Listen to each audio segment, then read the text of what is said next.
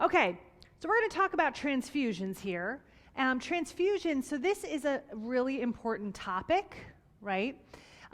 It's important to think of a transfusion. Think of it like a liquid tissue transplant, right? It's not just IV fluids. We're not just hanging up something that we're putting into the patient. Transfusions, they are not without risks. They are important, and when you have to give it, we give it, but you also need to understand that. So we're going to talk about some of those things right now.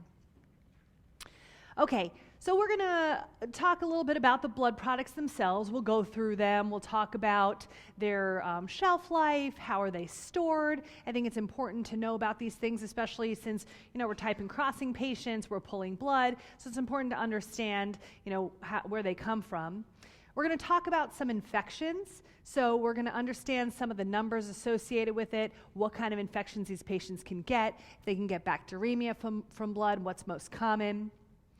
We're also going to review some major transfusion reactions. We're also going to talk about some minor reactions and then focus a little bit on the more critical ones as well. So where do blood products come from? Ideally, if we could, we would transfuse patients whole blood, right? That would be nice. Just be like, you're bleeding out, we're going to give you more blood. But the problem with that, there's a couple problems with it. One of the problems is, if you do that, you're limited by the component of the blood that has the shortest shelf life, right?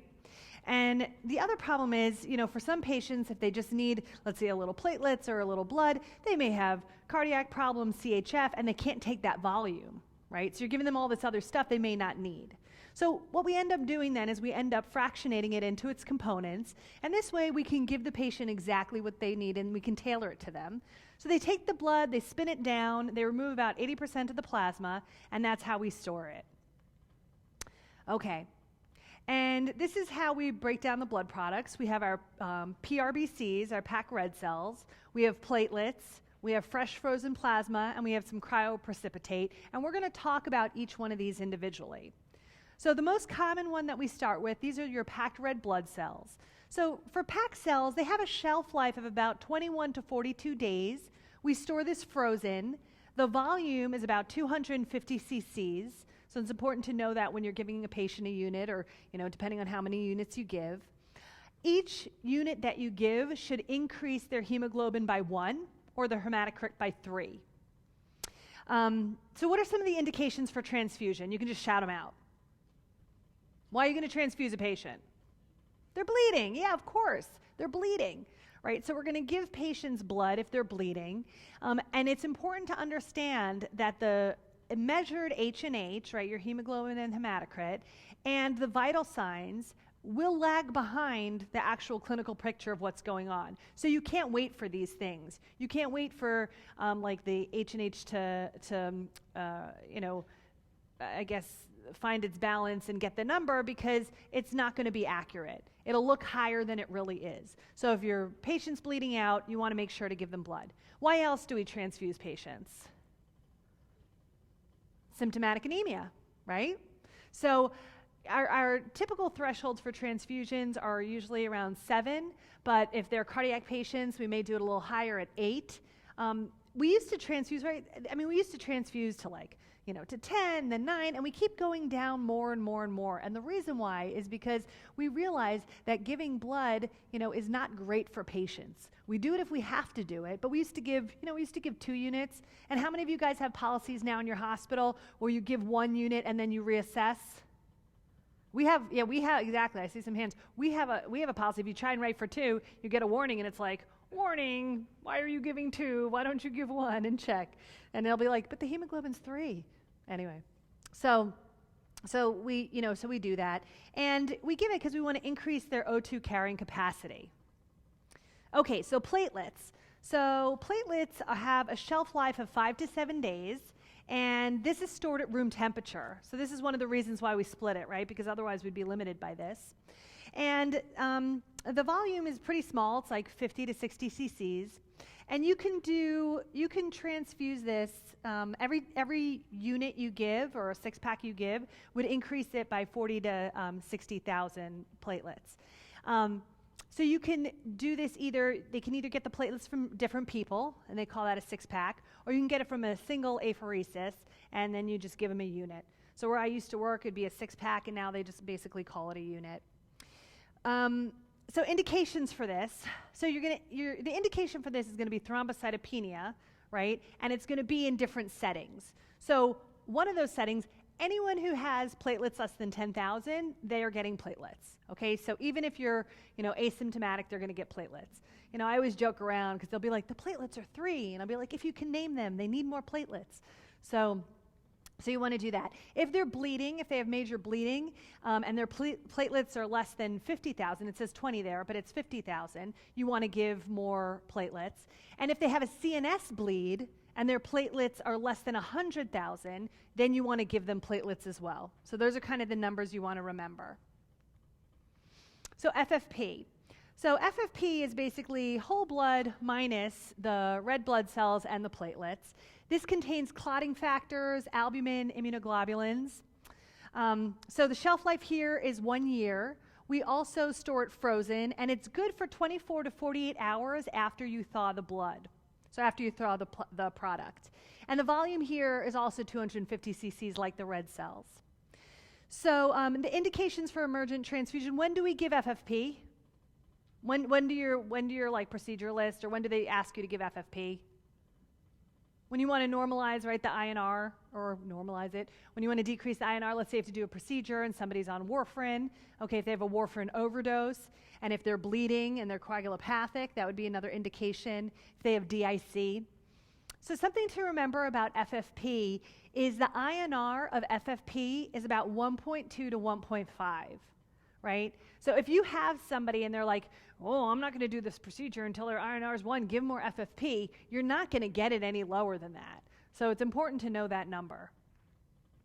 So let's talk about PCCs a little bit. So this is the prothrombin complex concentrates. How many of you guys are using this in your practice now? PCC. So this is rapidly starting to take the place of FFP, and there's many reasons for this. So PCC is a pooled coagulation factor, and there's benefits over FFP, and some of the benefits are you don't have to cross-match your patients for this. You don't have to thaw this. It has better efficacy. There's lower volume for transfusion, so that could be good with patients who are fluid overloaded. You get faster INR reversal. There's lower risk for severe allergic reactions, which is always a benefit. And also, they don't contain the active clotting factors, so patients don't become thrombotic, which is really nice. So some indications for emergent transfusion here, similar to FFP. If you have a patient who's in DIC, they're bleeding out. If they have liver disease, those are some of the reasons. Again, warfarin overdose, some of the reasons you would give PCCs. So cryoprecipitate. So this has a shelf life for about a year, and it's stored frozen. This is the cold insoluble proteins factors, namely fibrinogen. This is one of the primary reasons that we're giving this. And the indication here would be if you have a fibrinogen deficiency, and this is, you can see in something like a coagulopathic consumption, basically like if you are in DIC, right? That might be an indication why you might do cryo. Okay, so typing in antibodies, you want to make sure to match the donor with the recipient, right? This is why they banned the patients, and they make sure to check the blood, check the patient's blood, look at the ABO group. In women, we care about the RH, particularly like premenopausal women, right? Because we want to make sure that we're not giving like an O-negative patient positive blood, because they can have problems in the future with pregnancy and the fetus. O-negative is your universal donor, and you can use O-positive in males or postmenopausal women. And obviously for women, if you're not so sure, because sometimes they're trauma and they come in as a Jane Doe, you want to just go for O-negative. And O-negative does not contain the blood antigen group, and hence that's why you're the universal donor. So let's talk a little bit about infection and transmission rates. So in general, up to 20% of transfusions can have some kind of reaction. Most of the reactions are mild, but some can be life-threatening, and we're going to start to talk about that. So the risk of HIV and hepatitis C is about 1 in 2 million. So the blood banks, and when you go to the Red Cross or you donate blood, they do really, really strict screening of this blood, right? So even before you sit down and you start donating, if you've answered any of these questions, they're just like, they kick you right out, right? So they're already screening you, and then they're also testing the blood to the best of their abilities. You can get bacterial sepsis, and you can get it from Yersinia, and because this can grow in refrigerated blood, so this is something to be concerned about there. But the risk of bacteremia is 1 in 500,000 for RBCs and 1 in 40,000 for platelets. Okay, so we're just going to do a little summation here of what we just talked about, and then we're going to move on to do some cases. So again, packed cells, so increases your hemoglobin by 1, okay, or your hematocrit by 3. Indications is to increase O2 carrying capacity if patients are, symptomatic anemia or if they're acutely bleeding out. Remember that the vital signs and the H&H will lag behind the clinical picture, so keep that in mind. Platelets, each 6-pack or unit increases your platelets by 40 to 60,000. Indications, the numbers you want to remember are 10, 50, and 100. If you're asymptomatic, less than 10,000. If you're bleeding, less than 50,000. And if you have a CNS bleed, less than 100,000. So FFP, the indications here are bleeding with some kind of coagulopathy or coagulation deficiency, liver disease. If somebody's on warfarin, you have to do a procedure or something like that. And then remember, you also have PCCs that you can do. And then with transfusions, just remember, you want to talk about risk-benefit with patients. So this is why it's important to know some of this information. And we're going to go on now, and we're going to talk about some of the adverse events, so you'll also talk about that with your patients. Okay, so case number 1. All right, so we got a guy. Guy comes in. All right, and we're giving him some blood products, and then his temp goes up a little bit, okay? He's a little bit febrile. So we're like, all right, what does this patient have, right? So they have febrile non-hemolytic transfusion reaction. So this is, as far as reactions go, this one is not too bad. So it can occur during or up to 4 hours after transfusion. It's a pretty low incidence, about like 0.1 to 1% of transfusions. And the thought here, you get a low-grade temp, but it's otherwise you're pretty asymptomatic. They think it's cytokine mediated. There's higher risk in older blood and older platelets. And if you leukoreduce these products, then the incidence drops. And the treatment here is basically an antipyretic, so you can give some acetaminophen. Okay, case number 2. So we got a guy, all right? We give the guy some blood products. You see a pattern forming here. Okay, so this guy's starting to get a rash, but otherwise, no other symptoms and vital signs are otherwise stable. Okay, so what is this guy getting here? This guy's basically getting this simple allergic reaction, right? Just some simple urticaria, so not too bad. So this can occur, again, during or a few hours after. The incidence here is a little bit like all over the place, but it's about 1 to 3%. So this, if somebody's getting this, it's not unreasonable to treat these patients and to continue on with the allergic reaction, but you want to watch them carefully, right? Because you want to make sure that this is a simple allergic reaction, not something more severe or more concerning. They say here you could pre-medicate if a known history of the same, but that's actually not true. And we're going to talk about why that's not the case, and there's some data to suggest that we really shouldn't be doing these for patients. Okay, so case number 3 here. All right, we got another guy. Where'd all the women go? That's what I want to know. So we got another guy. We give him some blood products. Okay, so now this patient's starting to look real sick. So their temperature's going up, right? They're 39.5. They're getting shocky, and they're looking like garbage. Okay, and there you go. So what does this person have? And it could be, and this could be a couple things. So you can guess. What do you think? What's the bad one? Okay, so acute hemolytic transfusion reaction, right? This is the one that we all fear. This is like the ABO incompatibility. This is the scary, scary one. This patient could also be septic, okay? They could also be infected. You could have given them infected blood, and now they're getting sick from that. So sometimes it's hard to differentiate between the two, and that's why sometimes we're going to go broad here.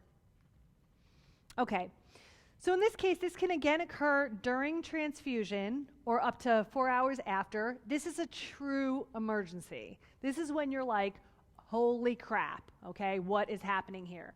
So what's the first thing you want to do in this situation? First thing, stop, right? Stop the blood. In fact, in most of these situations, just stop the blood, right? Get a sense of what's going on, stop the blood, and then think, right? You don't want to like think and keep infusing, so stop the blood and think. This is pretty rare, 1 in about 40 to 70,000. The mortality is 1 in 30. And again, this is usually due to ABO incompatibility, and the recipient antibodies induce hemolysis in the donor RBCs. So this is really bad, usually due to human error, and it can lead to DIC, shock, acute renal failure, death. Okay? So that's why it's really important to know about this. So symptoms here, you can get a high-grade fever, you can get flank pain, back pain, you can get hematuria, headaches, altered mental status.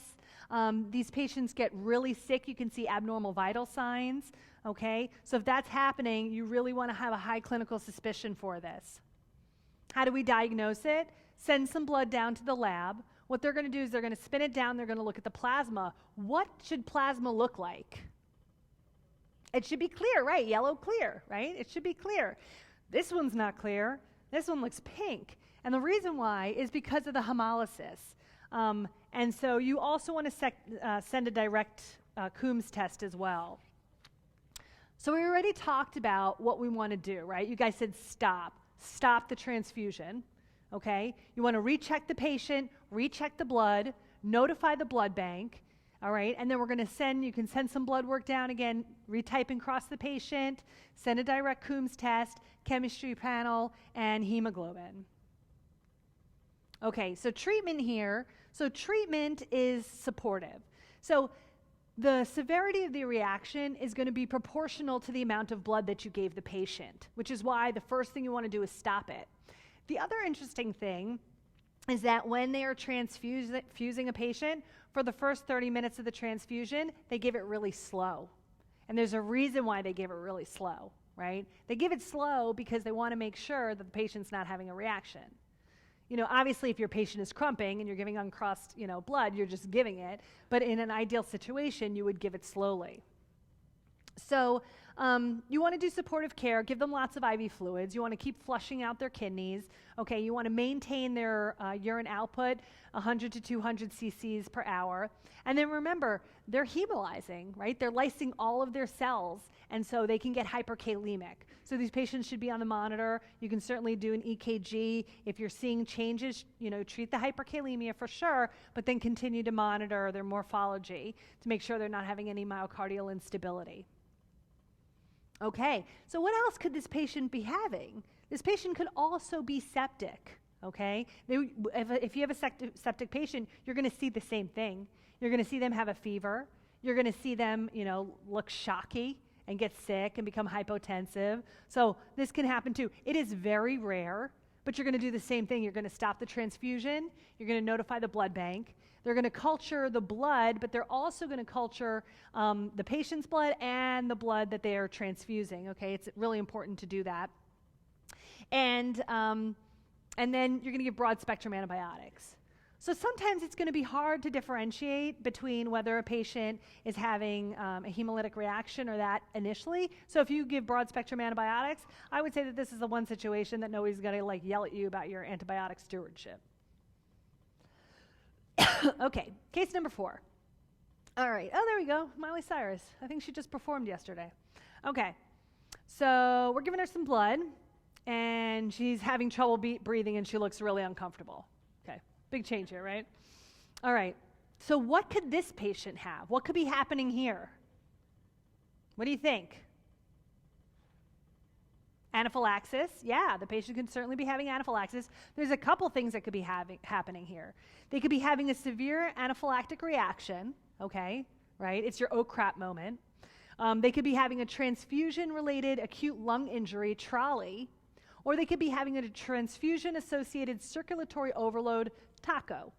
Okay? So there's a couple things, and we're going to talk about how to differentiate between which one is which. Okay? And once you know it, then it'll be easier to figure out. All right, so severe allergic reaction, anaphylaxis. This is kind of our bread and butter stuff, right? So we're a little bit more comfortable with this. We know how to treat this more easily. So this can occur during the transfusion or, again, up to 4 hours afterwards, and 1 in 20,000 to 50,000 patients. These patients can get shock, hypotension, right? They can get angioedema, respiratory distress. If you do a chest x-ray, it could be normal. Have any of you guys seen a patient that looks like this? Yeah, this is terrible, right? This is like frightening. I had a patient like this when I was in residency once, and I remember I was like, oh God. I was like, okay, we gotta intubate, right? And so I'm talking to the guy, and I'm like, okay, sir. I was like, we're gonna put a tube in, right? We're gonna try and do like an awake fiber optic nasal intubation. And I'm trying to explain this to him, and the guy just keeps going, And I was like, okay, sir, well, you can die. I was like, this will close your airway, and you will die. And he's like, and he goes like this. And then on his paper, he writes, do not intubate me. This is a young guy. This guy's 24 years old. And I'm just like, oh, man. So I say to the guy, I go, okay, I'll tell you what. I was like, I will not intubate you, but when you pass out, I will intubate you. And the guy was like, okay, right? And then fortunately, we gave him some epi, and his swelling came down. We gave him some steroids, and I was like, whew, but that was a close one. And that guy looked just like this, and it was terrifying. Okay, so initial actions here, again, stop the transfusion, give supportive measures, right? We're going to give epi. Now, out of these choices, sub-Q, IM, IV, which one are we not going to do? Sub-Q, right? We talked about this before. We're not giving epi sub-Q, right? The absorption is variable. We're not going to do that. But you can give it IM or you can give it IV, okay? We're also going to give this patient steroids. We can give an H2 blocker. We're going to give them IV fluids. We're going to give them lots of supportive care, try to get them turned around, right? If necessary, we'll put in a breathing tube. So trolley here. So this occurs during or up to 6 hours afterwards.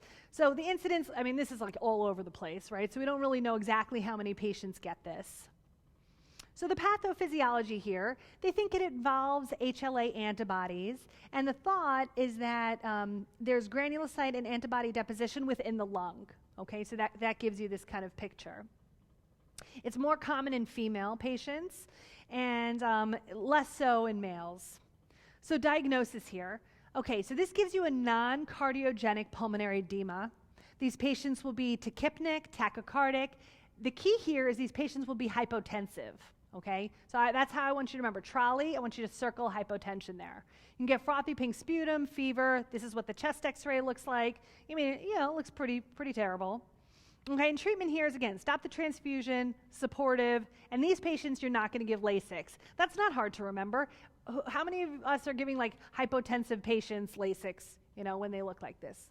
Not really, right? So not that hard to remember. All right, now let's talk about taco. So taco, this again can occur during or a few hours afterwards. And this is the transfusion-associated circulatory overload. Okay, so the incidence here is variable, but increase in patients with CHF, and it's similar to trolley. The difference here is that these patients are going to be hypertensive, so circle that, right? You think about it, right? Anyone who's going to eat a lot of tacos all the time, fluid overloaded, hypertensive, so maybe that's how we can remember it. And hey, look, we know that guy, right? We saw him at the other lecture. So he's got the JVD, increased blood pressure, increased BNP. Chest x-ray also looks pretty crappy. And this, we're going to do the same. Supportive care, stop the transfusion, give this patient some Lasix. You can give these patients non-invasive positive pressure ventilation as well. Okay, we're going to talk for a minute about pre-medication, because I promised we would. So, are we going to pre-medicate these patients? So here's one study. This looked at about 315 hem-onc patients receiving blood products. They compared placebo versus pre-medication with acetaminophen and diphenhydramine. They found no difference in the transfusion reaction. In fact, their previous study also didn't support this practice, even in patients who've had 2 or more of these reactions in the past. And it turns out it doesn't really make a difference. The thing that wasn't studied was, will this have an effect on the severity of the transfusion reaction? So that I can't tell you, but I can tell you that it's not currently recommended. So they're saying some theoretical pros and cons, but really we shouldn't do it. If people have this reaction, you can consider giving leukocyte-reduced blood. So key points here. If you suspect an acute transfusion reaction, stop the transfusion, recheck the patient and blood identifiers, notify the blood bank. Okay, if severe, you can send labs as well. You're going to send your direct Coombs. You're going to retype and screen the patient. Chemistry, you can send LDH. You know, you're probably not going to be able to look at the plasma, but they will down in the lab, and they'll probably let you know. And you can check for blood in the urine and blood cultures if you're worried about sepsis. Okay, so now we're just going to go through this a little bit and talk about each of these elements here. And we're going to go through, it's like, we'll do a little review. Okay. So patient has a low-grade fever. Okay, so if they have a low-grade fever, what do we think they have? Right, well, they have the febrile non-hemolytic transfusion reaction, okay? And what are we going to treat it with? Antipyretics. Okay, what about isolated urticaria? What do these people have? Yeah, right, that's right. So they have a simple allergic reaction, that's right. Okay, and how are we going to treat these patients? We're going to give them a little Benadryl, that's right, a little antihistamine. Okay, so now we have a patient with high fever and shock. So what could these patients have? That's right, absolutely. They could have an acute hemolytic transfusion reaction, or they can have sepsis, okay? And for the acute hemolytic transfusion reaction, and actually both of them, you can give them antipyretics. You might need to give them some pressors for support. You want to give them lots of IV fluids, you know, keep their kidneys going, and give them antibiotics, okay? I mean, if you're trying, sometimes it's going to be really hard to tell the difference up front. I think the harm of giving them a dose of antibiotics is minimal in this situation, so I would do it. These patients are really sick. Okay, so respiratory. Now you have a patient with respiratory distress, okay? So what if I tell you they're hypotensive? What do you think they have? Right, trolley, yeah. They could be anaphylaxis or they could have trolley, exactly. Okay, so trolley, you're going to see the non-cardiogenic pulmonary edema, okay? Supportive care. You don't have to give these patients Lasix. Anaphylaxis, they can have wheezing, rash. They're going to have a clear chest x-ray, and you're going to treat them accordingly. Epi, steroids, right? If you have to, you give pressors, protect their airway, like you would do with any anaphylactic reaction. Okay, what about if the patient is hypertensive? What do they have? Yeah, they have taco. That's right. Okay, so these patients you can give Lasix to, and you're going to do the same basic support otherwise. And with that, I thank you guys very much. This is my last lecture. You guys have been wonderful. Thank you.